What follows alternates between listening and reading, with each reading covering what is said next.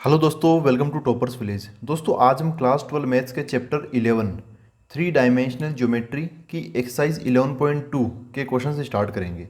इस एक्सरसाइज 11.2 के अंदर जो टॉपिक डिस्कस्ड है वो है लाइन। और ये लाइन कौन सी 2D वाली नहीं है, ये है 3D वाली लाइन है। ठीक है, तो वैसे भी मैं आपको जो चीज़ें बताता हूँ तो वो उनको 2D से लिंक करके बताता हूँ, क्योंकि 2D की लाइन हमने 11th क्लास में पढ़ ली थी। अब 12th क्लास में इसमें 3D की लाइन है। ठीक है, तो यहाँ पर भी दो चीज़ों की ज़रूरत पड़ती है, एक पॉइंट की और एक डायरेक्शन की। वैसे मैंने इस वीडियो लेक्चर से जस्ट पहले लाइन पर एक कंप्लीट थ्योरी का वीडियो बना रखा है, तो उसके अंदर मैंने ना एक एक चीज़ बारीकी से आपको सिखाई है और बहुत सारे एग्जाम्पल्स भी उसके अंदर मैंने लिए हैं। यहाँ पर आज के लेक्चर को स्टार्ट करने से पहले मैं आपको कुछ चीज़ें बता दूँ, जैसे मतलब कुछ पुरानी चीज़ें जो कि आज के लेक्चर में यहाँ पे काम आती है। पहली चीज़ दोस्तों देखो ये है, जैसे एक पॉइंट यहाँ पर है, एक पॉइंट यहाँ पर है। ये ए पॉइंट है x1 y1 z1 और ये बी पॉइंट है x2 y2 z2।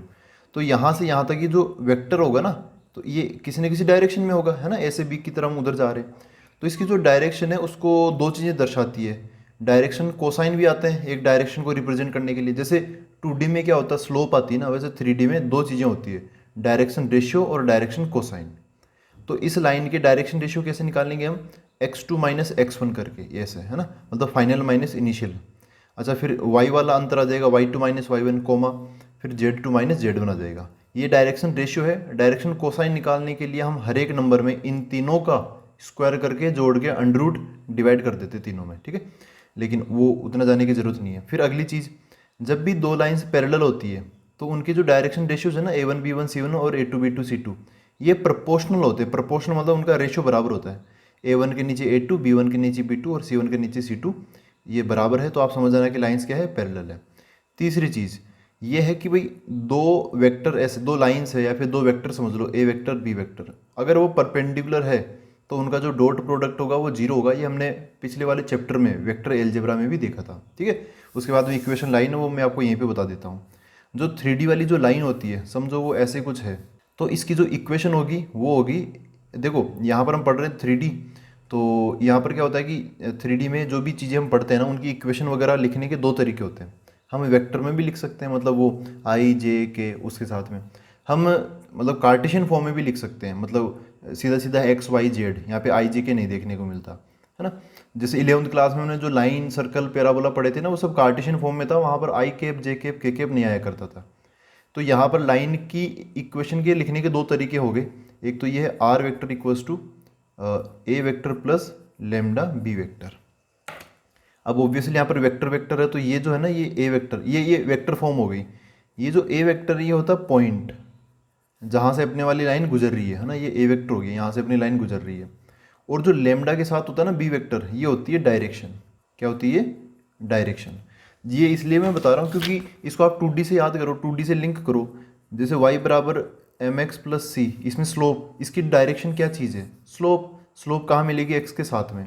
जैसे एक वो पॉइंट स्लोप फॉर्म हुआ करती थी, y minus Y one equal to M X minus x one. अब इसमें मैं पूछूं कि भाई इस लाइन की डायरेक्शन बताओ, तो आप ये m बता दो कि भाई m जो है ना वो स्लोप है और वही डायरेक्शन होती है।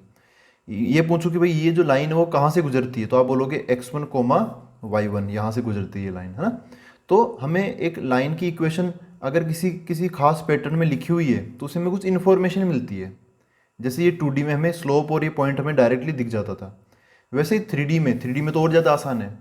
कोई लाइन की इक्वेशन अगर ऐसे लिखी हुई हो ना, a vector plus lambda B vector, तो समझ जाना जो ए वेक्टर है ना, ये अपनी जो लाइन है वो यहाँ से गुजरेगी, प्लस लेमडा बी वेक्टर, जो लेमडा के साथ वाला जो होता है ना वेक्टर, वो अपनी जो लाइन है वो उस वेक्टर के बी वेक्टर के पैरेलल होती है। ठीक है, तो ये बी वेक्टर में डायरेक्शन बताता है 3D के अंदर। तो ये वेक्टर फॉर्म है। ऐसे ही लाइन की कार्टेशियन फॉर्म भी होती है, वो होती है x minus x one upon a बराबर y minus Y one upon b बराबर z minus Z one upon c. ये होगी इसकी कार्टेशियन फॉर्म एक लाइन की, और वो है एक वेक्टर फॉर्म। ठीक है, वो एक वेक्टर फॉर्म है। अच्छा, यहाँ पर कार्टेशियन फॉर्म में ऐसा है, तो अब मैं आपको पूछूं कि बताओ अगर ऐसी लाइन की इक्वेशन इस प्रकार से लिखी हुई हो तो यहाँ पर ये लाइन कहाँ से गुजरेगी, तो आप बोलोगे x1 y1 z1 से। ठीक है, हमें ये पॉइंट फटाक से मिल जाएगा। अच्छा, ये लाइन है तो इसकी जो डायरेक्शन होगी ये कैसे मिलेगी, तो देखो इसके नीचे ए है, इसके नीचे बी है, इसके नीचे सी है। जो ये नीचे वाले नंबर है ना, ये नीचे वाले ए बी सी, ये हमें बताते हैं क्या, डायरेक्शन बताते हैं। ए बी सी एक टाइप से डायरेक्शन रेशियोज हो गए। डायरेक्शन बताने के लिए 2D में आती है स्लोप, 3D में दो चीज़ें आती है, डायरेक्शन रेशियो और डायरेक्शन कोसाइन।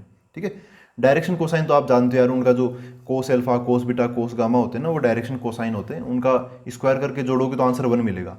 अगर स्क्वायर करके जोड़ो और आंसर 1 ना मिले तो समझ जाना वो डायरेक्शन रेशियो होंगे। ठीक है, तो इसी के साथ हम स्टार्ट करते हैं क्वेश्चन नंबर 1।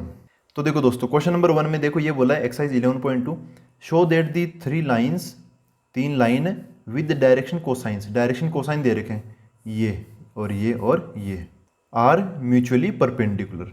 तो हमें बताने की जो 3 लाइन्स है, जैसे एक लाइन ऐसे है, एक लाइन ऐसे है, एक लाइन ऐसे, ये आपस में क्या है, परपेंडिकुलर है ऐसे।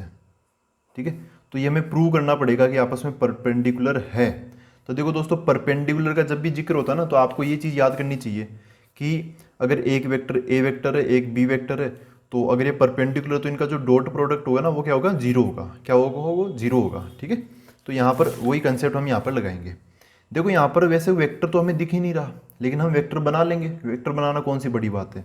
ये क्या है, डायरेक्शन कोसाइंस। क्या बताते हैं ये, डायरेक्शन बताते हैं, डायरेक्शन कोसाइन। तो समझो कि ये है ना, ये वाला वेक्टर, ये समझो कि ये अपना b1 वेक्टर है, मतलब ये इसकी इस साइड में ना b1 वेक्टर। ये समझो कि ये अपना इधर की तरफ जा रहा है b2 वेक्टर, और ये ना ये ले लिया मैंने b2 वेक्टर मान लिया। वेक्टर अभी दिखा दूंगा वेक्टर ये कैसे है। और जो लाइन अपनी, जिस लाइन के डायरेक्शन कोसाइन ये है ना, समझ लो वो कौन सी है, b3 वेक्टर के पैरेलल है। ये तीसरी वाली लाइन b3 वेक्टर के पैरेलल है। अच्छा, ये b1 वेक्टर क्या होगा, ये वैसे डायरेक्शन कोसाइन में क्या होता है कि इन सबको स्क्वायर करके जोड़ेंगे ना तो आंसर 1 आएगा। तो एक टाइप से यहाँ पे जब जैसे मैं आई जे के लगाऊँ, इसके साथ ये कितना कितना बन जाएगा, 12/13 i cap minus 3/13 j cap minus 4k cap और डिवाइड बाई 13, ऐसा है ना। इसका अगर मैं मैग्नीट्यूड लूँगा ना तो कितना आंसर आएगा, 1 आएगा, क्योंकि ये क्या है, डायरेक्शन कोसाइन। इन तीनों को स्क्वायर करके जब हम जोड़ते हैं, cos square alpha plus cos square beta plus cos square gamma, तो वो कितना मिलता है हमें, 1 मिलता है। ठीक है, तो ये डायरेक्शन कोसाइंस है, इसलिए आप इनको यहाँ पे b1 केप भी बोल सकते हो। फिलहाल हम नहीं बोल रहे। ये 3 लाइन्स है, अलग अलग लाइन्स, ये लाइन 1 L1, ये L2 और ये L3, ये आपस में परपेंडिकुलर है। जो लाइन L1 है ना, वो उसका जो डायरेक्शन कोसाइन है वो है b1 वेक्टर, मतलब ये मतलब डायरेक्शन कोसाइन दे रखे ना, आप इसके साथ आई जे के लगा दो तो आपको एक टाइप का वेक्टर मिल जाएगा। वेक्टर वाली वेक्टर क्या होता है, वो भी तो डायरेक्शन ही बताता है ना। ऐसे बन गया ये जो b2 वेक्टर है। अब ये b2 वेक्टर कैसा दिखेगा हमें, 4/13 आई के प्लस 12/13 जे के प्लस 3/13 के केप, ऐसा दिखेगा, है ना। अब ये b3 वेक्टर ये कैसा दिखाई देगा हमें, ये वाला, तो 3/13 आई केप माइनस 4/13 जे के प्लस 13 ये 12 है ना, तो 12/13 के केप। चूंकि यहाँ पर बोला है कि म्यूचुअली परपेंडिकुलर का मतलब क्या होता है, आपस में हर दो लाइन परपेंडिकुलर है। ये L1 L2 के भी परपेंडिकुलर और L1 L3 के भी परपेंडिकुलर है। ऐसे ही L2 L1 और L3 दोनों के परपेंडिकुलर है, L3 L1 और L2 दोनों के परपेंडिकुलर है।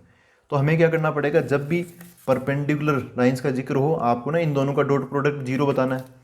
तो जैसे इधर की तरफ ये L1 की जो डायरेक्शन है वो कौन दिखा रहा है, ये पहला वाला डायरेक्शन कोसाइन, जिसको मैंने वेक्टर में कन्वर्ट कर लिया आई जे के लगा के।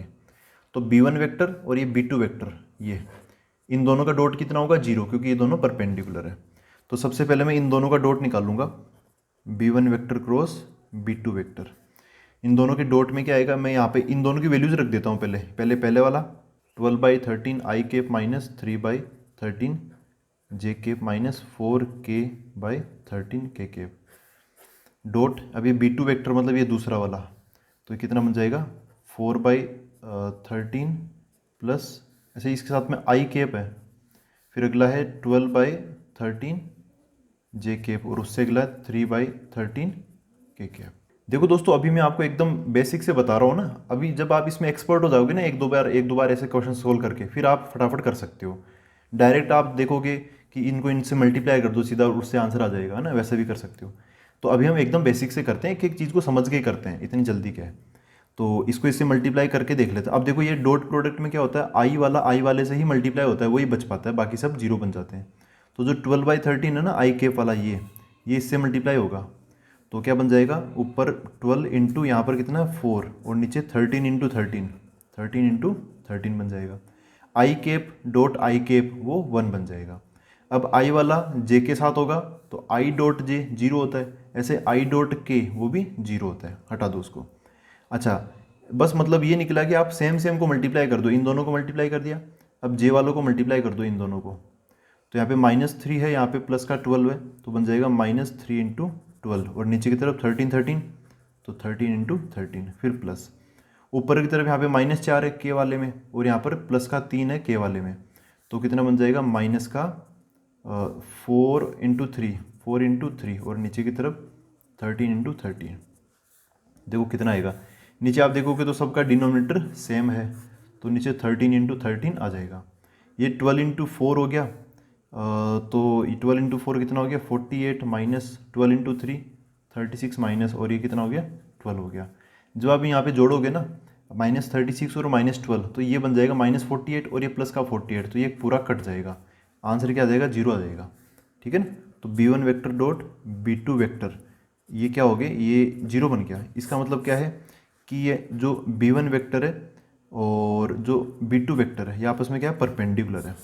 b1 वेक्टर, ये b1 वेक्टर कौन सी लाइन का है, ये L1 का है, ये पहली वाली लाइन का है ये, तो इसका मतलब जो L1 लाइन है, L1 लाइन है वो किसके परपेंडिकुलर, b2 वेक्टर कहाँ से आया L2 लाइन का है, तो L1 L2 दोनों लाइंस भी क्या हो जाएगी परपेंडिकुलर हो जाएगी। अब देखो दोस्तों हम फटाफट कैसे कर सकते हैं, जैसे अभी मैंने b1 डॉट b2 बताया, इन दोनों का बता दिया, अब हम b2 और b3 इन दोनों का करेंगे, b2 एंड b3 का, b2 vector dot b3 vector. देखो क्या होगा, होता क्या है कि ये b2 है ये b3 है, मतलब इनके साथ आई जे के लगा देंगे तो ये दूसरी लाइन की डायरेक्शन कोसाइन से हो रही है, तीसरी लाइन की डायरेक्शन कोसाइन है। हमें यहाँ पे परपेंडिकुलर शो करना तो इन दोनों का डॉट लेना पड़ेगा, और डॉट लेते तो क्या होता आई वाला आई वाले से मल्टीप्लाई होगा, मतलब पहला वाला पहले वाले से, तो आप डायरेक्ट ही लिख सकते हो। यहाँ पर 4/13 है तो ये 3/13 से मल्टीप्लाई होगा, तो कितना बना लेगा 4 इंटू 3/13 का स्क्वायर। ठीक है, क्योंकि नीचे 13 13 मल्टीप्लाई होगा, है ना, ये तो था हो रहा था यहाँ पे, इधर भी वही हो रहा था, एक एक चीज़ को ऐसे लिख के दिखाओगे या फिर डायरेक्ट कर लो, बात बराबर ही है। अच्छा अगला, अभी जो जे वाला है ना, मतलब दूसरा वाला, अभी ये इसके दूसरे वाले से मल्टीप्लाई होगा इससे, तो 12/13 -4/13 से मल्टीप्लाई होगा, तो ऊपर की तरफ आ जाएगा -12 इंटू 4, और नीचे की तरफ 13 का स्क्वायर। अच्छा इसके बाद अब क्या मिलेगा, देखो ये जेड वाला मतलब तीसरा वाला 3/13 12/13 से मल्टीप्लाई होगा, तो क्या बन जाएगा प्लस का 3 इंटू 12 डिवाइड बाई 13 का स्क्वायर। तो यहाँ पे एलसीएम कितना हो गया 13 का स्क्वायर, ऊपर की तरफ ये कितना हो गया 12, माइनस ये वही अगेन 48, और ये कितना हो गया 36 हो गया। 12 और 36 48 प्लस का, और ये माइनस का 48, तो ये तीनों कट जाएंगे, आंसर क्या आ जाएगा 0 आ जाएगा। तो यहाँ पर b2 डॉट b3 ये भी, इसका प्रोडक्ट भी 0 आ गया, तो ये b2 और b3 ये भी परपेंडिकुलर है ना, b1 b2 तो थे ही परपेंडिकुलर, मतलब प्रूव कर दिया था हमने, b2 b3 भी हो गए। अब बाद में लिख लेंगे ये सारी चीज़ें कि ये सब परपेंडिकुलर, तो आप है ना यहाँ पर एक काम कर लो, तीसरा भी निकाल लो, b1 b2 हो गया, b2 b3 हो गया, b2 का दोनों के साथ हो गया, b1 b3 का निकाल लो, b1 डॉट b3 वेक्टर। ठीक है, तो b1 वाले में क्या ये है 12, ये पहला हो ना 12/13, b1 मैं चाह रहा हूँ b1 और b3 का आ जाए, तो b1 का ये पहला वाला नंबर 12/13 और b3 का पहला वाला 3/13, ये मल्टीप्लाई हो जाएंगे, तो 12 इंटू 3/13 का स्क्वायर आ जाएगा। फिर आगे अब दूसरा वाला नंबर -3/13 और -4/13, ये कितना नंबर ले लेगा माइनस माइनस प्लस हो जाएगा, और 3 इंटू 4 नीचे 13 का स्क्वायर। फिर आगे तीसरा नंबर क्या है -4/13, इसका तीसरा क्या है 12/13, ये बन जाएगा -4 इंटू 12/13 का स्क्वायर। तो ये डॉट प्रोडक्ट ही हो रहा है एक तरीके से, हमने यहाँ पे वो आई जे के वो सब नहीं लिख रहे, डायरेक्ट ही सोल्व कर रहे हैं उसको, क्योंकि हमें पता है ब्रैकेट खोलने के बाद यही आएगा, आई वाला आई वाले से मल्टीप्लाई होगा, जे वाला जे वाले से, के वाला के वाले से। अच्छा तो यहाँ पे नीचे की तरफ 13 का स्क्वायर आ गया, 12 इंटू 3 36 हो जाएगा, ये वही अगर 12 हो गया, और ये फिर से कितना हो गया -48 हो गया। अगेन ये फिर से कट कटा के क्या मिलेगा हमें 0 मिल जाएगा। तो देखो b1 डॉट b2 ये भी 0 आया, मतलब b1 b2 perpendicular, b2 b3 ये भी परपेंडिकुलर, b1 b3 ये भी परपेंडिकुलर, तो तीनों आपस में म्यूचुअली तीनों आपस में परपेंडिकुलर हो जाएंगे एक दूसरे के साथ, इसी को बोलते हैं म्यूचुअली परपेंडिकुलर होना। ये b1 वेक्टर है, ये b2 वेक्टर और ये b3 वेक्टर है, तो ये b1 b2 perpendicular, b3 b2 perpendicular, और b3 b1 भी परपेंडिकुलर। अभी जो बी, ये जो वेक्टर है ना, ये क्या है, ये B1 वेक्टर क्या है, ये L1 लाइन का है, पहली लाइन का, ये दूसरी लाइन की डायरेक्शन है, ये तीसरी लाइन की डायरेक्शन। तो यहाँ पर सब आपस में परपेंडिकुलर लाइन्स है। L1 is perpendicular to L2, ऐसे ही L2 is perpendicular to L3 और L3 is perpendicular to L1। ठीक है, सब आपस में एक दूसरे से परपेंडिकुलर, यही कहलाता है क्या, म्यूचुअली परपेंडिकुलर। तो ये तो अपना क्वेश्चन नंबर 1 एक्सरसाइज 11.2 का। आप देखते हैं नेक्स्ट क्वेश्चन। देखो दोस्तों, ये question number 2। Show that the line through the points this and this, एक लाइन है जो कि इन दोनों पॉइंट से गुजर रही है, is perpendicular to the line through the point this and this, एक दूसरी लाइन है जो कि इन दोनों से पॉइंट से गुजर रही है। ये L1 लाइन समझ लो, ये L2 लाइन समझ लो जो इनसे गुजर रही है, ये आपस में क्या है, परपेंडिकुलर। ये दोनों लाइंस आपस में क्या है, परपेंडिकुलर, ऐसा हमें प्रूव करना है। तो देखो दोस्तों, ये तो पॉइंट्स है, परपेंडिकुलर के लिए हमें चाहिए डायरेक्शन। क्या चाहिए, डायरेक्शन। तो डायरेक्शन तो निकालना पड़ेगा। अब डायरेक्शन में दो चीज़ें आती है, डायरेक्शन रेशियो और डायरेक्शन कोसाइन। डायरेक्शन कोसाइन तो बहुत मतलब डेलीकेट सी चीज़ है, उसको हम ज़्यादा वो मतलब निकालने के लिए हम बहुत कैलकुलेशन करनी पड़ती है, वो डिवाइड वगैरह रूट वाली चीज़ें डिवाइड कर करा के वैसे। लेकिन डायरेक्शन रेशियो फटाक से मिल जाता है। तो जैसा कि मैंने आज के लेक्चर में स्टार्टिंग में बताया था, जैसे एक यहाँ पर पॉइंट है ए, एक यहाँ पे पॉइंट है बी, ये समझो ये x1 y1 z1 और ये है x2 y2 z2। आप ए से बी की तरफ जा रहे हो तो इसके जो dr होंगे ना, dr मतलब डायरेक्शन रेशियो, वो क्या होंगे, x कोऑर्डिनेट्स का अंतर x2 माइनस x1, फिर y का अंतर y2 माइनस y1 और फिर z का अंतर z2 माइनस z1। ये यही होती हैं डायरेक्शन रेशियोज। तो ऐसे जैसे मैं पहला केस लेता हूँ, ये समझो ये अपना ए पॉइंट समझ लो, चलो इसको बी समझ लो। ए पॉइंट क्या है, 1,-1,2 और ये है 3,4,-2। ये है अपनी L1, ये पहली लाइन है। तो इसके जो डायरेक्शन रेशियोज होंगे ना DR1, वो क्या होंगे, हम क्या करेंगे, वही x2 माइनस x1 ना, x कोऑर्डिनेट्स को अंतर, तो 3-1 है ना, 3-1 आ जाएगा। मैं यहाँ पे पूरा लिखूँ, चलो पहली बार है तो पूरा लिख देता हूँ, 3-1 कोमा, फिर 4-1 तो बन जाएगा 4+1 कोमा -2 -2 -2 ऐसा बन गया। सोल्व करेंगे तो ये कितना मिल गया, 2 कोमा ये 5 आ गया, कोमा ये -4 आ गया। यहाँ पे ब्रैकेट लगाने की जरूरत नहीं है, डायरेक्शन रेशियो एक कोई कोऑर्डिनेट थोड़ी है, ये अंतर है, डायरेक्शन रेशियो से ये।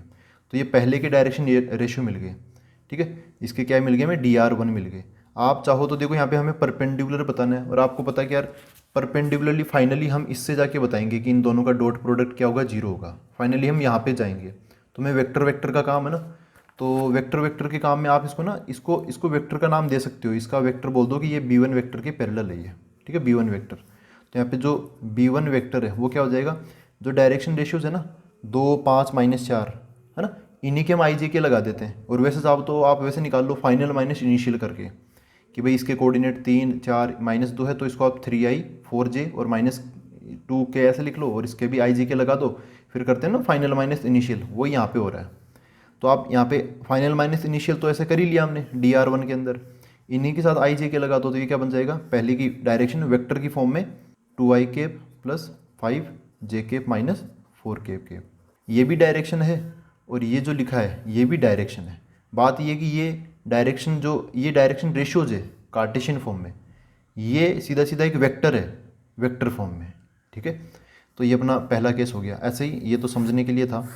मैं जो दूसरी वाली जो लाइन है जो इन दोनों से गुजरती है उसको भी मैं ऐसे बना लेता हूँ। तो यहाँ पर क्या है देखो, इसको मैं P बोल देता हूँ, इसको मैं Q बोल देता हूँ। ये पॉइंट क्या है, 0,3,2 और जो Q पॉइंट है वो कितना है यहाँ पर 3,5,6, ये 6 है ये, ठीक है। तो ये P से Q की तरफ जा रही है, ये इसको आप L2 बोल सकते हो। इसका जो वेक्टर है इसको आप B2 वेक्टर बोल सकते हो। इसके जो डायरेक्शन रेशियो है DR2, उनको आप DR2 बोल सकते हो। तो क्या होगा यहाँ पर देखो, हम फाइनल माइनस इनिशियल मतलब वही x2 माइनस x1 करेंगे, 3 - 0 3 हो जाएगा, 5 - 3 ये 2 हो जाएगा, 6 - 2 ये 4 हो जाएगा। आप चाहो तो इसको वेक्टर का भी नाम दे सकते हो, ये कार्टेशियन फॉर्म में मिल गए में डायरेक्शन रेशियोज।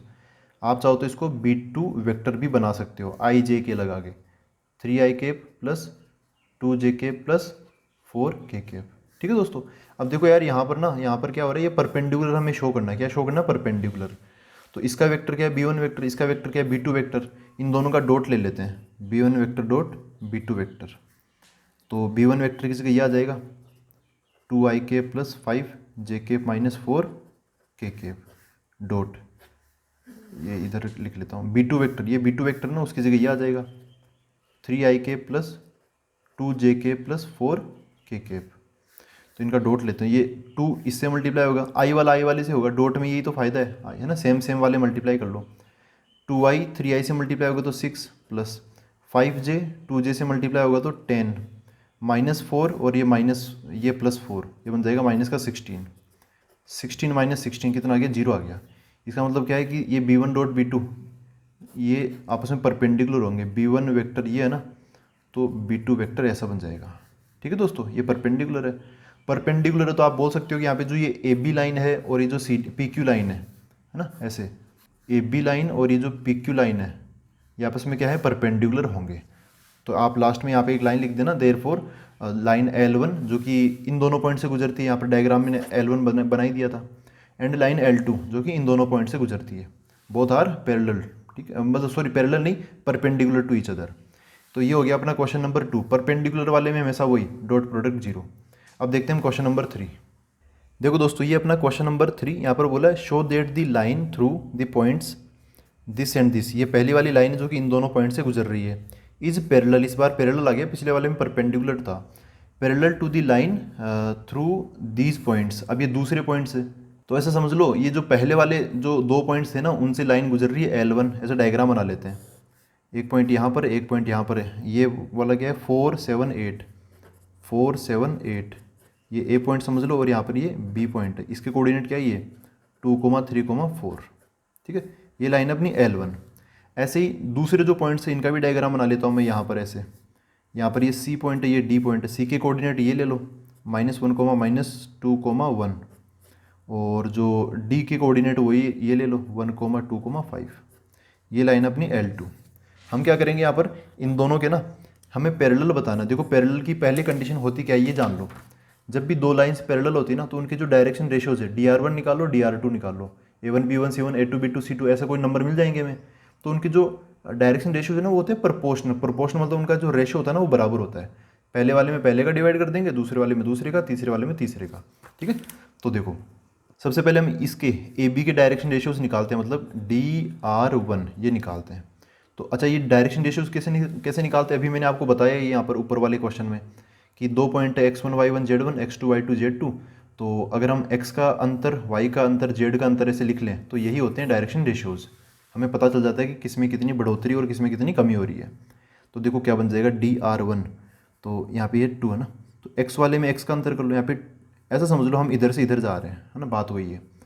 तो आप चाहो तो किसी का भी उल्टा कर सकते हो ना, रेशियो वगैरह में बहुत बढ़िया चीज़ है, कोई फ़र्क नहीं पड़ता ज़्यादा प्लस माइनस का, सब सेट हो जाता है।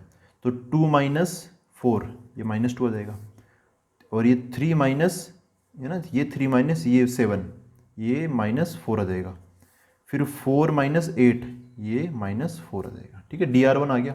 अच्छा, इसके DR2 निकाल लेते हैं, DR2 इसके 1 - -1 1 + 1 हो जाएगा 2 बन जाएगा, फिर 2 - -2 तो 2 + 2 हो जाएगा 4 बन जाएगा, फिर 5 - 1 5 - 1 कितना होता है 4 हो जाएगा ये। ठीक है, तो देखो दोस्तों इसके डायरेक्शन रेशियोज क्या है -2 -4 -4। वैसे इन सब का आप माइनस काट सकते हो। देखो डायरेक्शन रेशियोज आप ये भी लिख सकते हो, मैंने बोला था एक लाइन के डायरेक्शन रेशियोज इन्फाइनाइट होते हैं, आप इसको लेमडा से मल्टीप्लाई कर दो, फिर से जो मिलेगा वो डायरेक्शन रेशियो होगा, लेकिन डायरेक्शन कोसाइन एक ही होता है। तो अच्छा, एक और चीज़ मैंने बोली थी कि किसी भी लाइन का जो डायरेक्शन कोसाइन होता है ना उसको आप डायरेक्शन रेशियो बोल सकते हो, लेकिन जो डायरेक्शन रेशियोज है उसको आप डायरेक्शन कोसाइन नहीं बोल सकते। डायरेक्शन रेशियोज एक काफ़ी बड़ी रेंज है जिनका रेशियो जब हम लेते हैं ना तो हमें वापस सेम टू सेम मिल जाता है। तो इस पहले वाली लाइन के डायरेक्शन रेशियोज है ये -2 -4 -4। इन सब का माइनस आप काट भी सकते हो, इन सब में दो से डिवाइड कर भी सकते हो आप, क्योंकि सब में 2 कॉमन है ना, तो आप कुछ भी बोल सकते हो, बस इनका रेशियो मेंटेन होना चाहिए, रेशियो वही होना चाहिए, रेशियो नहीं बदलना चाहिए। ऐसे नहीं आप 4 की जगह 5 कर दो, आप यहाँ पे मल्टीप्लाई और डिवाइड कुछ भी कर सकते हो। ठीक है, तो वैसे अपना कंसेप्ट क्या, अपने कंसेप्ट में ज़्यादा कोई दिक्कत हो ही नहीं, यहाँ पे कुछ भी करो, मॉडिफाई करने की जरूरत ही नहीं है। आप तो वो एक कंडीशन निकाल लो, कंडीशन ऑफ पैरेलल लाइंस। यहाँ पे इसका रेशियो ले लो तो -2/2, फिर इसका रेशियो ले लो कितना हो जाएगा -4/4, और इसका रेशियो ले लो तो -4/4। ये कितना मिलेगा -1, ये कितना मिलेगा -1, और ये कितना मिलेगा -1। तो देखो यहाँ पर जो क्या है, ये जो डी आर है ना, D R direction ratios, D R S direction ratios, ये एस मतलब वो प्लूरल मतलब बना दिया है इसको, है ना। तो डायरेक्शन रेशियोज क्या है, इनका रेशियो बराबर है, इसका मतलब ये है प्रोपोर्शनल, ये है प्रोपोर्शनल, ठीक है। और जब भी डायरेक्शन रेशियोज प्रोपोर्शनल होते हैं दो लाइंस के, ये और ये, तो लाइंस क्या होती है, पैरेलल। यहाँ पे एक लाइन लास्ट में जोड़ सकते हो, देयरफॉर लाइंस आर पैरेलल, ठीक है दोस्तों। तो ये हो गया अपना क्वेश्चन नंबर 3। अब देखते हैं नेक्स्ट क्वेश्चन। देखो दोस्तों, ये क्वेश्चन नंबर 4, इसमें बोला find the equation of the line which passes through the point this and is parallel to the vector this. तो हमें क्या बतानी है, अब फाइनली अपना मेन टॉपिक का क्वेश्चन बन गया, इक्वेशन ऑफ द लाइन बतानी है। तो वैसे मैंने स्टार्टिंग के मतलब लेक्चर की स्टार्टिंग में बताया था कि जो लाइन की इक्वेशन होती है उसको हम कैसे कैसे लिखते हैं, लेकिन यहाँ पर भी मैं आपको एक बार दोबारा बता देता हूँ।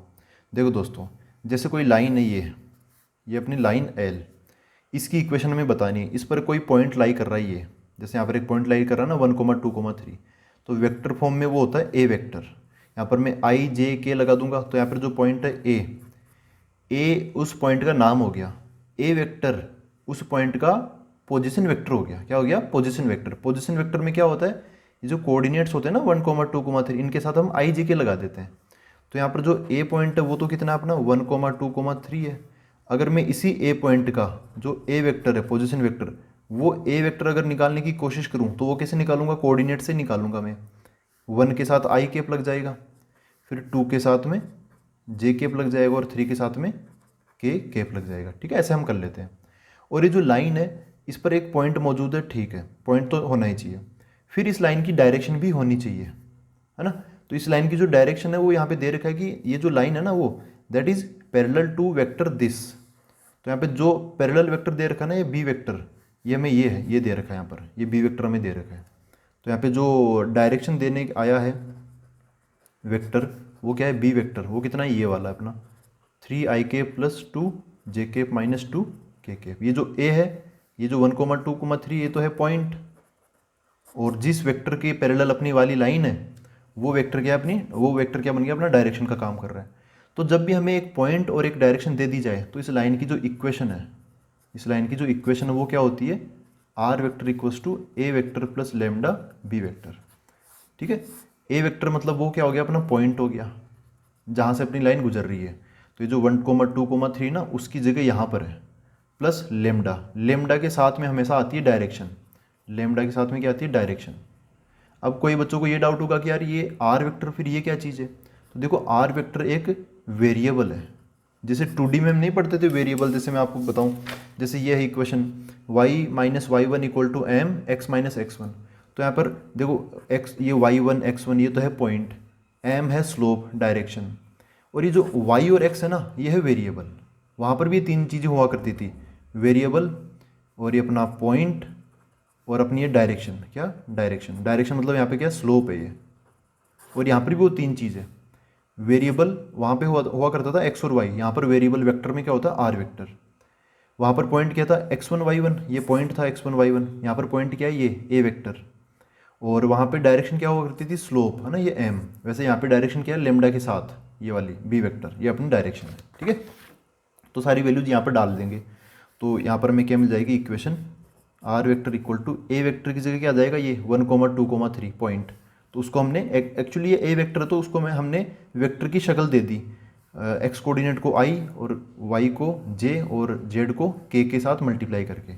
तो ए वेक्टर की जगह क्या आ जाएगा, ये आ जाएगा ik + 2 jk + 3 kk, फिर प्लस लेमडा, लेमडा के साथ बी वेक्टर, बी वेक्टर ये है अपना 3ik + 2 jk - 2 kk। देखो इतना आसान है, इतना आसान है, आप डायरेक्ट यहाँ पे सिंप्लीफाई करने की भी ज़रूरत नहीं है। ये पॉइंट दे रखा है 1 2 3, तो ये बिना लेमडा के फ्री, मतलब यहाँ पे एकदम फ्री मिलेगा आपको ना। यहाँ पर जो डायरेक्शन है जिसके पैरेलल अपनी लाइन है, वो डायरेक्शन आपको लेमडा के साथ मिल जाएगी खटाक। बस ये फॉर्मेट है, a vector plus lambda B vector, point plus lambda और ये डायरेक्शन, ठीक है। ये हो गया अपना क्वेश्चन नंबर 4। अब हम देखते हैं नेक्स्ट क्वेश्चन।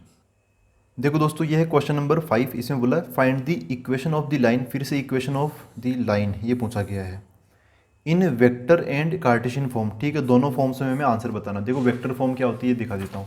वेक्टर फॉर्म वही R vector equal to A vector plus lambda B vector, यहाँ पे पॉइंट और ये डायरेक्शन है। ऐसे ही ये कार्टेशियन फॉर्म है जिसमें आई जे के वेक्टर वगैरह नहीं आता, एक्स वाई जेड बस यही मिलता है हमें। X minus x one by a equal to y minus Y one by b, z minus Z one by c. यहाँ पे जो x one Y one Z one ये पॉइंट है, और नीचे की तरफ जो ए बी सी है ये अपनी वो डायरेक्शन वाली चीज़ें हैं, ठीक है। तो यहाँ पर मैं पहले से ही लिख लेता हूँ भले, लेकिन एक बार पूरा पढ़ लेते हैं। फिर क्या बोला यहाँ पर, find the equation of the line in vector and Cartesian form that Passage through the point with position vector. एक पॉइंट से पास करा और ये पॉइंट ये है, देखो पोजीशन वेक्टर दे दिया पहले आई जे के लगाकर, लेकिन ये आखिरकार है एक पॉइंट ही। ये क्या है कि पॉइंट ही है, इसके आई जे के हटा दो तो आपको पॉइंट के कोऑर्डिनेट्स मिल जाएंगे। ये पोजीशन वेक्टर है तो वेक्टर वाली चीज़ें आई जे के वो लगती है। अगर आप इसको कार्टेशियन फॉर्म में निकालना चाहते हो तो आई जे के हटा दो, क्या आ जाएगा 2, -1, 4, ठीक है। And is in the direction of this, ये क्या, ये डायरेक्शन है, ये क्या बता रहा हमें, दिस इज डायरेक्शन। तो डायरेक्शन मतलब ये बी वेक्टर हो गया। तो अगर हम वेक्टर में बोलें तो वेक्टर है, बी वेक्टर है, क्योंकि वेक्टर तो डायरेक्शन बताता ही है। और अगर हम इसको कार्टेशियन फॉर्म में बोले तो ये क्या है, डायरेक्शन रेशियोज। आप इनका आई जे के हटा दो तो आपको डायरेक्शन रेशियो मिल जाएंगे, क्या 1 इधर 2 और ये -1, ठीक है दोस्तों। तो अब हम क्या करते हैं, पहले वो जो इक्वेशन ऑफ लाइन है ना, इक्वेशन ऑफ लाइन, उसको दोनों फॉर्मेट में आपको लिख के बता देता हूँ। इक्वेशन ऑफ लाइन वो क्या होती है, इधर लिख लेता हूँ मैं वेक्टर फॉर्म और इधर लिख लेता हूँ मैं कार्टेशियन फॉर्म, ठीक है। वेक्टर फॉर्म क्या होती है, R vector equals to A vector plus lambda B vector. और कार्टेशियन फॉर्म में क्या होता है, X minus x one, Y minus Y one, Z minus Z one, नीचे क्या आएगा ए बी सी और ये बराबर।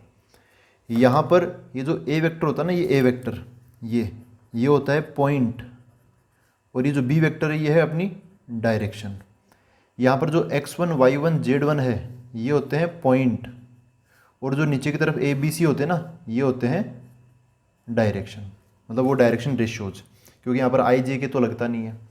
तो क्या बन जाएगा वेक्टर फॉर्म में इक्वेशन क्या हो जाएगी, R vector equal to A vector मतलब पॉइंट है, तो पॉइंट के पोजीशन वेक्टर दे रखे ना मैं ये, तो इस बार मैं वेक्टर फॉर्म में लिख रहा हूँ। वेक्टर फॉर्म में वो आई जे के इन है ना, आई जे के साथ में लिख लूँगा 2i माइनस जे और 4k।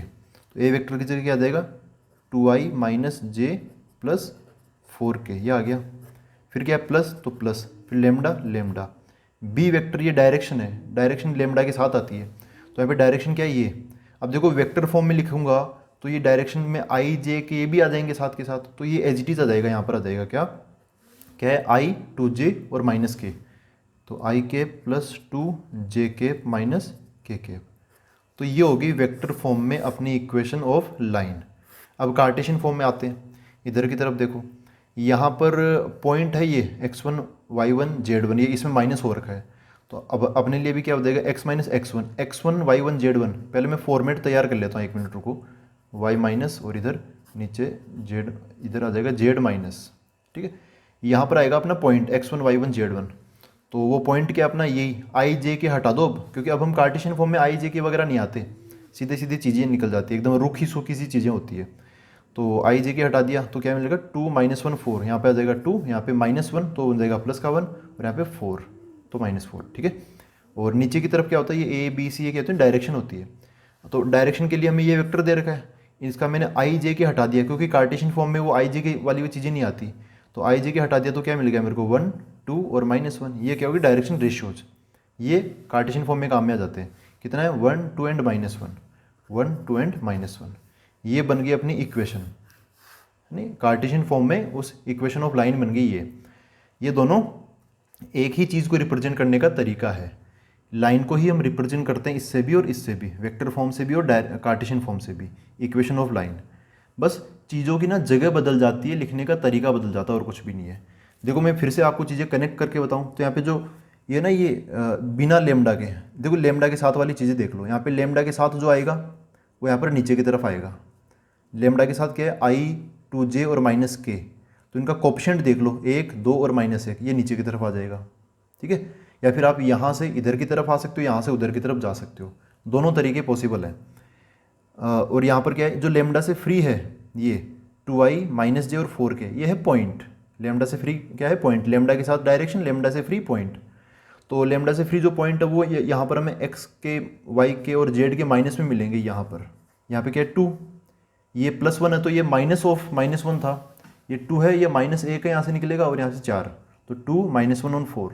तो ये ना अपनी जगह बदल लेते हैं, लिखने का तरीका बदल जाता है, लेकिन बात एक ही है, वेक्टर फॉर्म कार्टेशियन फॉर्म दोनों पैरेलल में चलती रहती है। तो ये हो गया अपना क्वेश्चन नंबर 5। अब देखते हैं नेक्स्ट क्वेश्चन।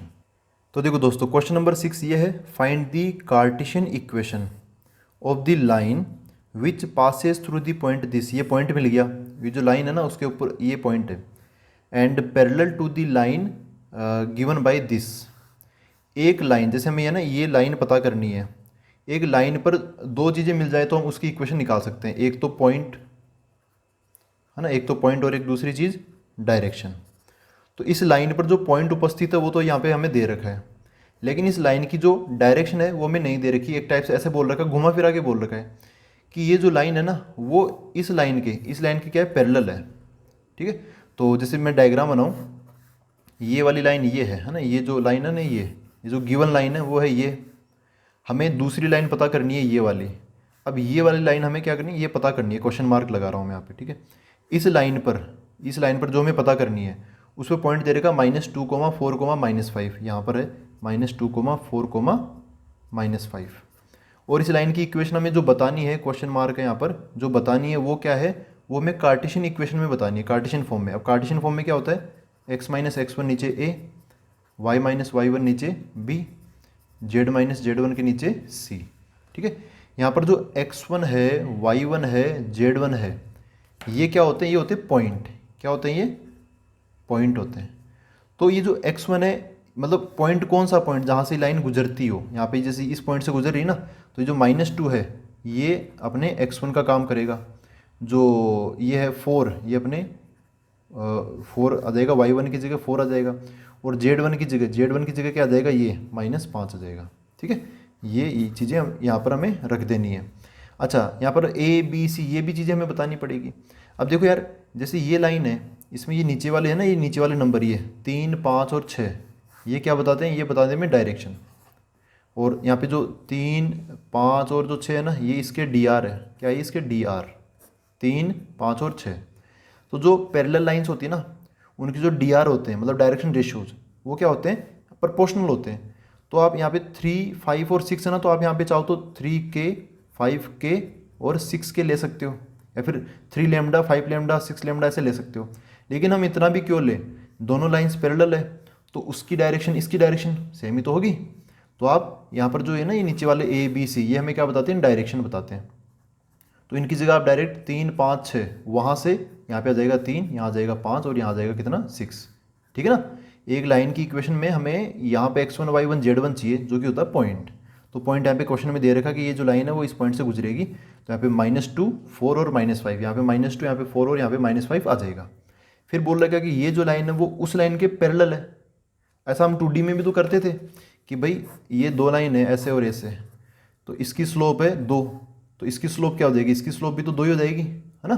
वही बात है यहाँ पर जो ऊपर वाली लाइन है, अब इसकी स्लोप वाले कोई बात नहीं होता। यहाँ पर 3D में स्लोप का कोई जिक्र नहीं होता। 3D में डायरेक्शन बताने के लिए क्या आता है, DR, डायरेक्शन रेशियोज। तो उसके DR और इसके DR क्या हो जाएंगे, बराबर हो जाएंगे, दोनों पैरेलल है। उसके क्या 3, 5, 6, नीचे की तरफ 3, 5, 6, तो वहाँ से नीचे वाले 3, 5, 6 वो हम यहाँ पे कॉमन, मतलब वहाँ से यहाँ पे ले लेंगे।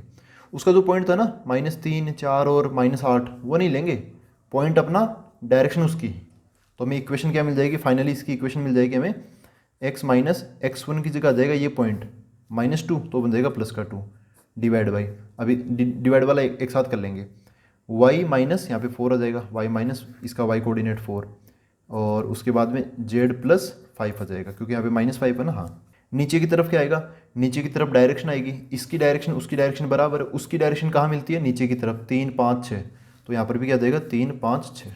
ठीक है दोस्तों, तो ऐसे आपको ना कई सारी सिमिलरिटी दिखेगी। ऐसे आप यहाँ पे 3 लैम्डा, 5 लैम्डा, 6 लैम्डा भी लगाते थे ना, कि भाई प्रोपोर्शनल तो मैं सेम टू सेम क्यों लूँ, मैं तो लैम्डा लगा के लूँगा, तो लैम्डा लगा के ले लो। जो लैम्डा है वो इन तीनों का कट जाएगा, वापस से 3, 5 और 6 ही आ जाएगा। ठीक है, तो ये था क्वेश्चन नंबर 6, जिसमें डायरेक्शन घुमा फिरा के दे रखी थी। अब देखते हैं क्वेश्चन नंबर 7।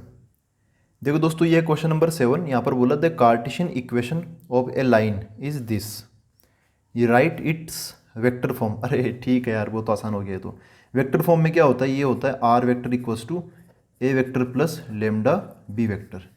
यहाँ पर जो ए वेक्टर है ये होता है पॉइंट, और जो लेमडा के साथ ये जो बी वेक्टर ये होती है डायरेक्शन, ठीक है।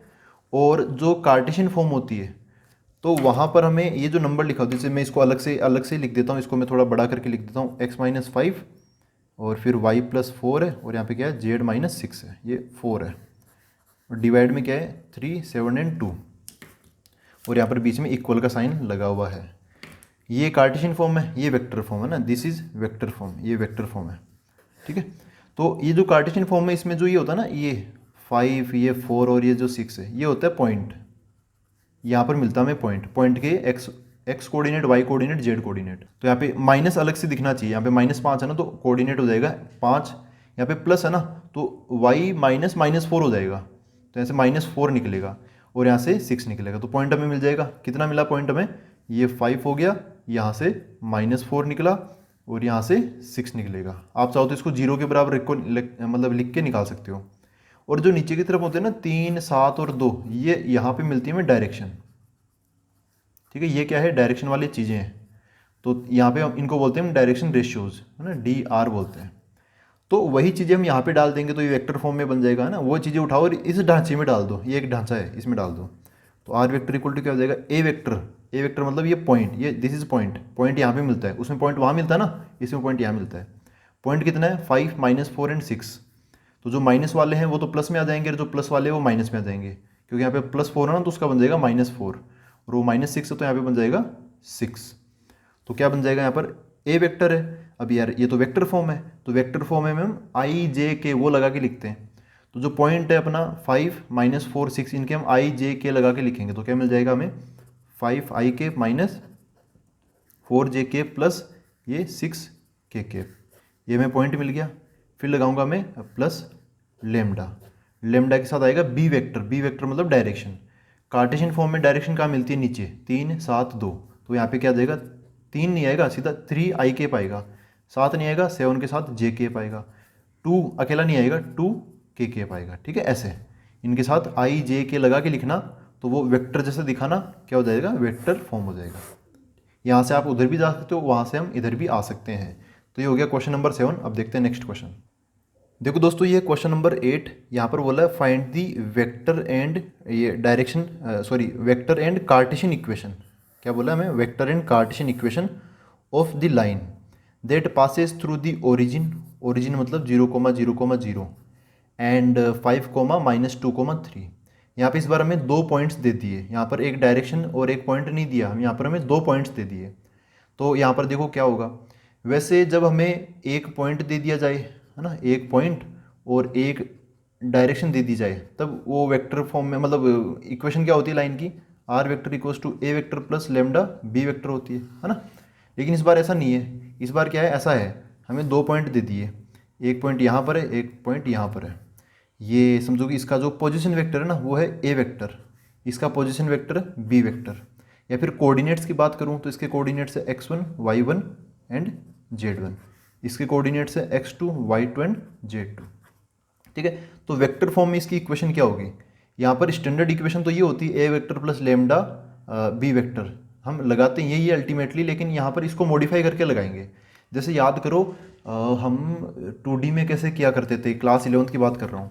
जैसे ये है, वहाँ पे जब एक पॉइंट और एक स्लोप दे दी जाए तब हम ऐसे लिखते हैं equation y - y1 equal to m x - x1। यहाँ पे क्या आती है, डायरेक्शन, यहाँ पे क्या आती है, इसकी डायरेक्शन आती है, ठीक है। अब यहाँ पे हमें इन्फॉर्मेशन, अब जैसे यहाँ पर हमें 2 पॉइंट मिल गए ना, तो वहाँ पर भी ये हुआ करता था, जब हमें 2 पॉइंट मिल जाया करता था तब वहाँ पर जो स्लोप है ना वो हम खुद से निकालते थे, दोनों पॉइंट्स को ऐसे माइनस करके निकालते थे, ठीक है।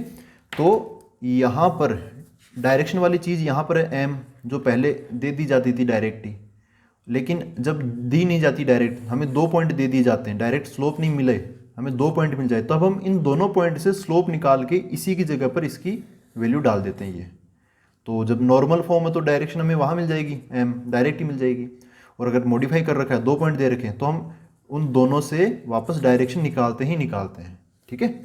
तो यहाँ पर भी हम ऐसे ही करेंगे, यहाँ पर हमें 2 पॉइंट दे रखे हैं, डायरेक्शन नहीं दे रखी, जैसे ये बी वेक्टर ना, बी वेक्टर में नहीं दे रखा, तो हम क्या करेंगे, यहाँ से बी वेक्टर निकालेंगे, मतलब डायरेक्शन निकालेंगे, इसकी जो डायरेक्शन है, अब वो डायरेक्शन क्या हो जाएगी, ए से बी की तरफ जाने की सोचो, तो फाइनल माइनस इनिशियल, आप बी से ए की तरफ भी बोल सकते हो, लेकिन ए से बी, ए बी थोड़ा बोलने में अच्छा लगता है ना, ए बी वेक्टर, ये क्या हो जाएगी, इसकी डायरेक्शन हो जाएगी। डायरेक्शन क्या होगी, ए बी वेक्टर। तो डायरेक्शन ए बी वेक्टर मतलब फाइनल माइनस इनिशियल, तो क्या आ जाएगा ये बी वेक्टर और ये बी वेक्टर माइनस ए वेक्टर हो जाएगा, बी वेक्टर माइनस ए वेक्टर। पोजीशन वेक्टर्स को माइनस कर देते हैं, ठीक है।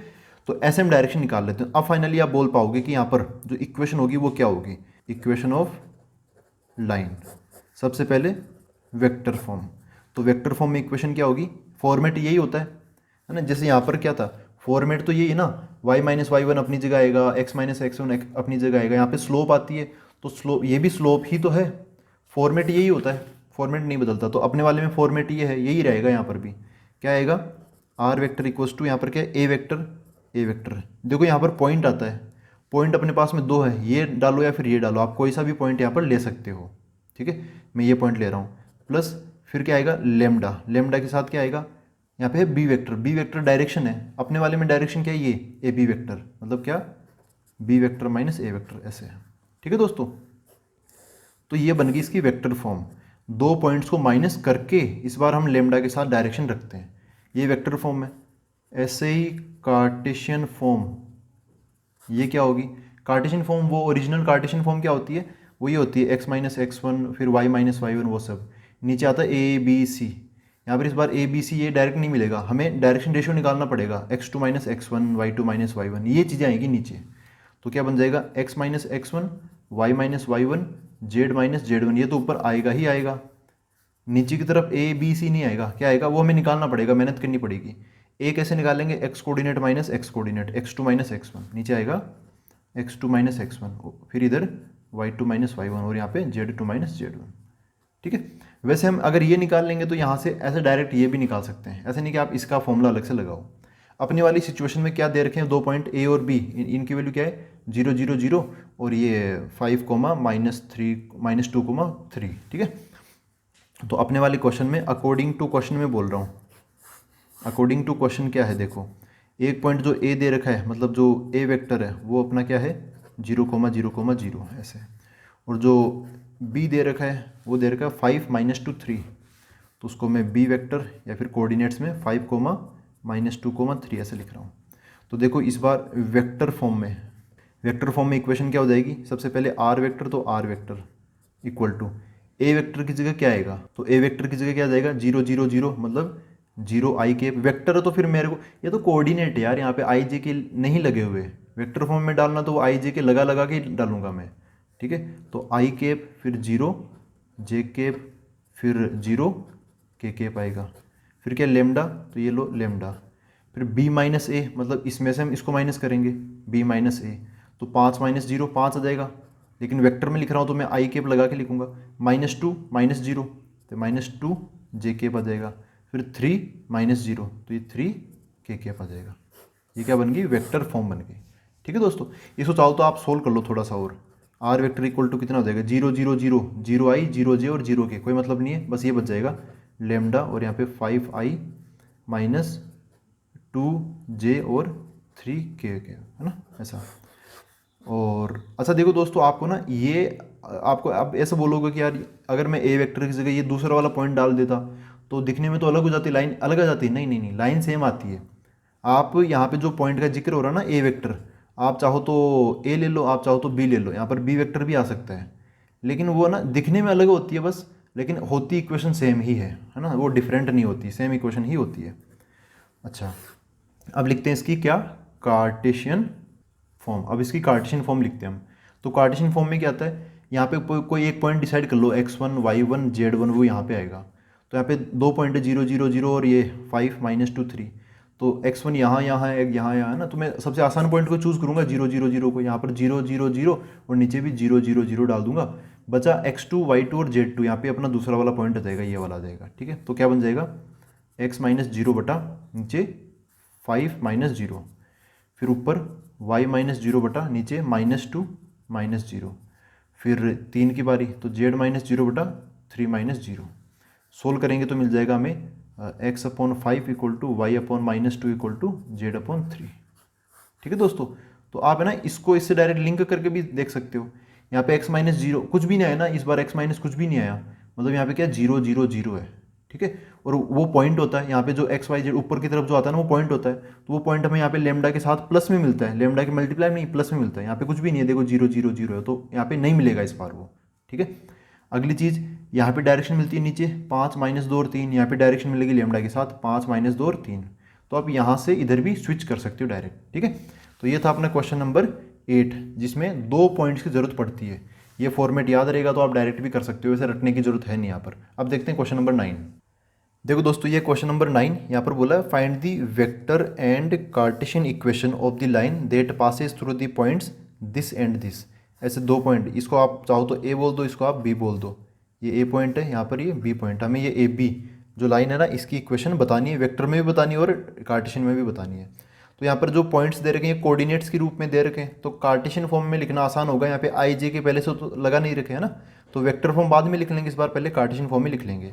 तो जो पहला वाला पॉइंट है ना ये 3 - 2 एंड ये -5, इसको मैं बोल देता हूँ कि ये है x1 y1 z1 है।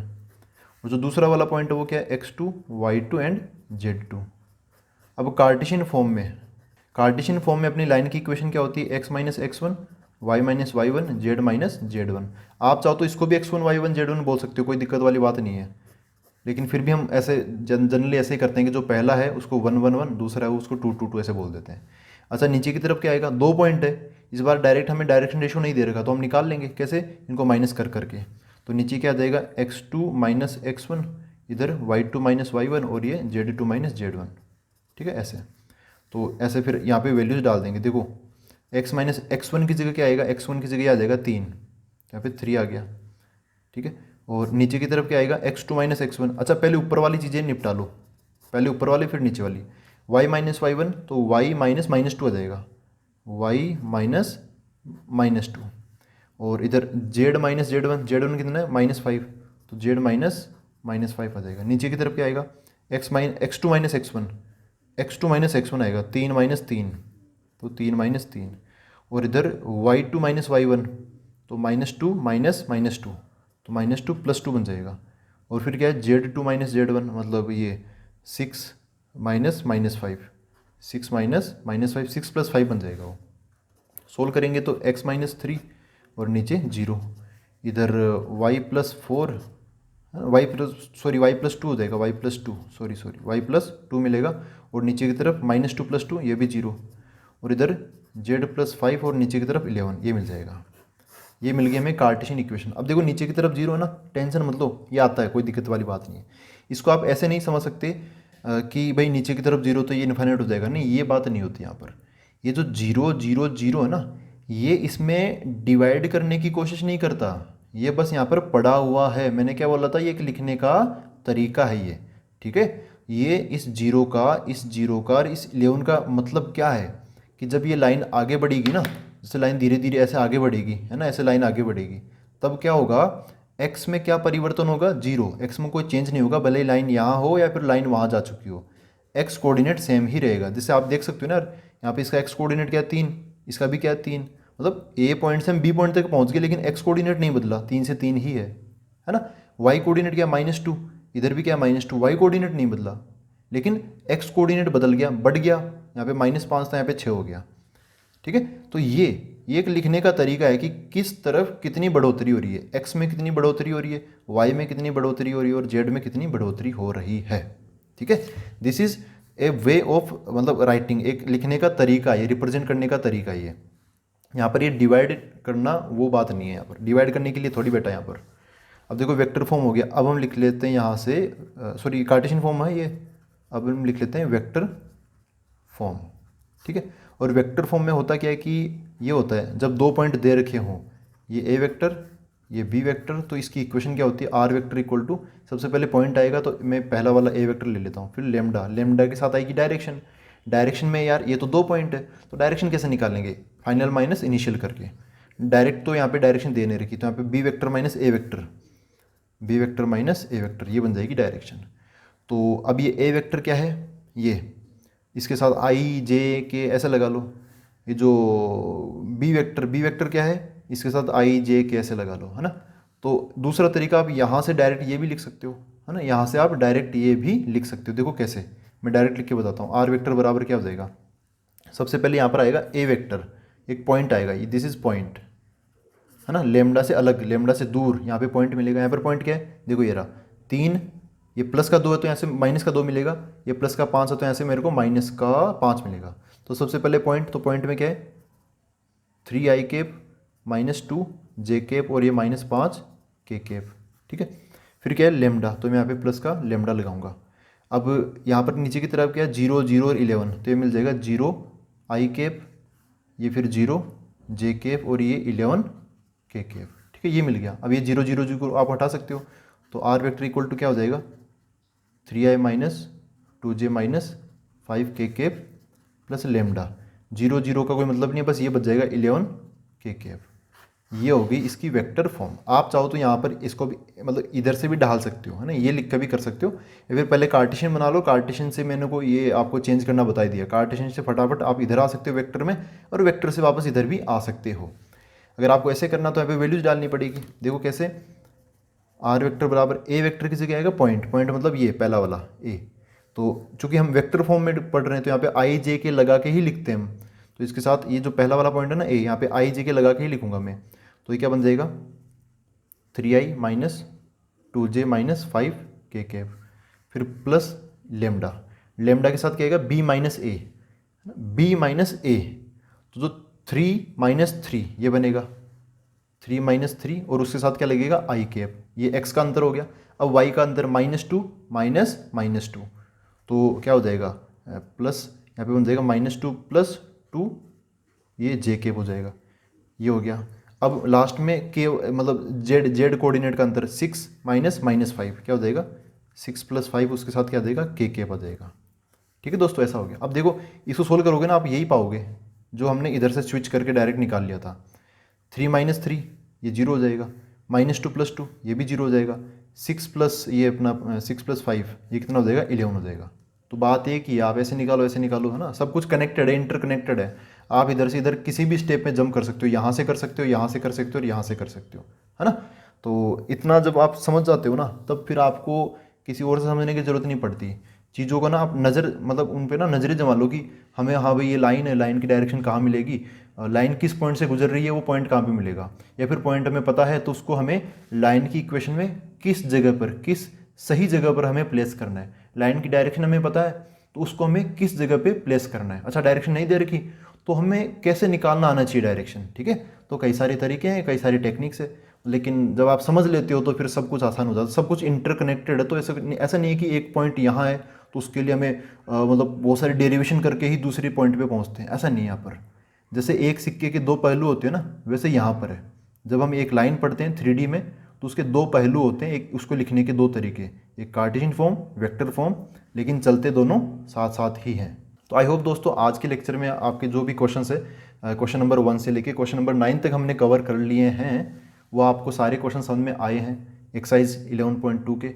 अब हम मिलते हैं अगले वीडियो के अंदर और उसमें हम करेंगे आगे के जो क्वेश्चंस बच गए ना, वो सारे क्वेश्चन कवर कर लेंगे। तो मिलते हैं अब आगे। Thank you very much.